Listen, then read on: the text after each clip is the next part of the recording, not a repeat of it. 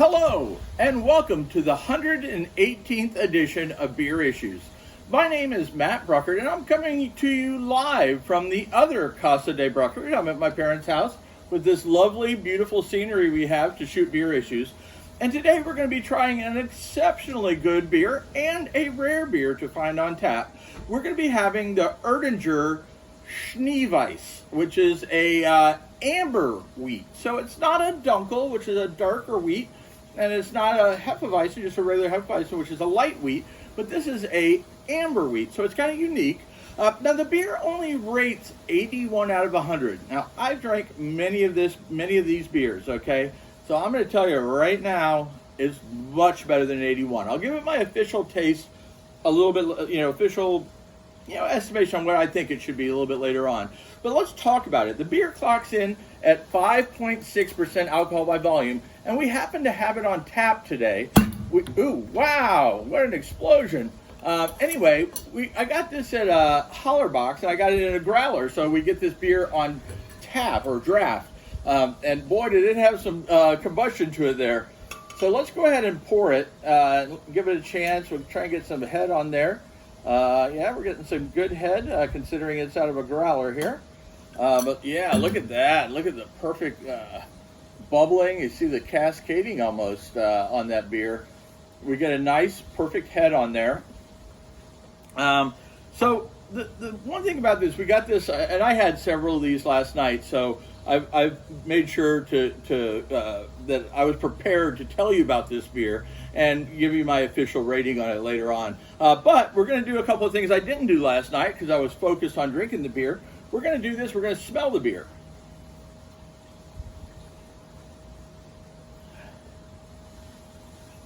So it smells a little bit different than your typical Hefeweizen in the fact that it's a little bit more bready type smell, like a bread smell, malty bread smell, not the typical notes you get of cloves and wheat and all that. So it does smell a little bit different.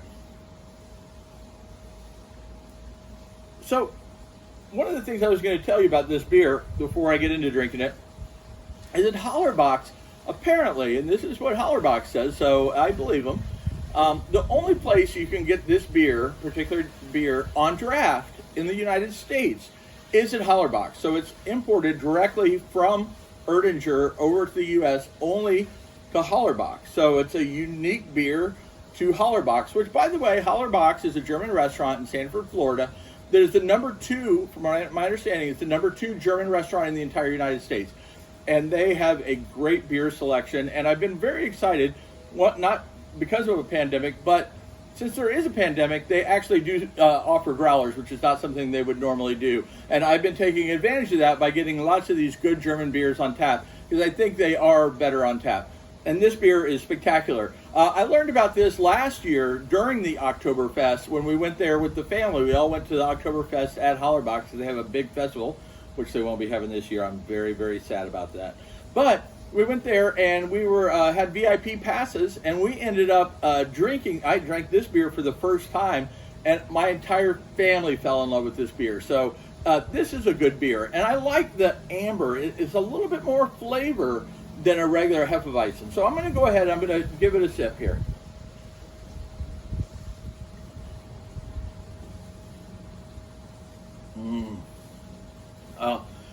So with the Hefeweizen, a lot of times, especially German Hefeweizens, you get a clovey banana type flavor to a lot of, like the Franzenskanner and some of the other ones. You get that like banana clovey type flavor.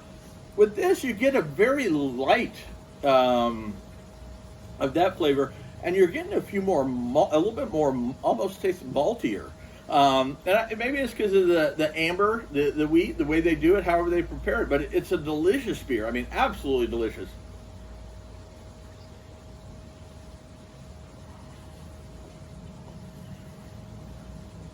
Oh yeah, oh yeah.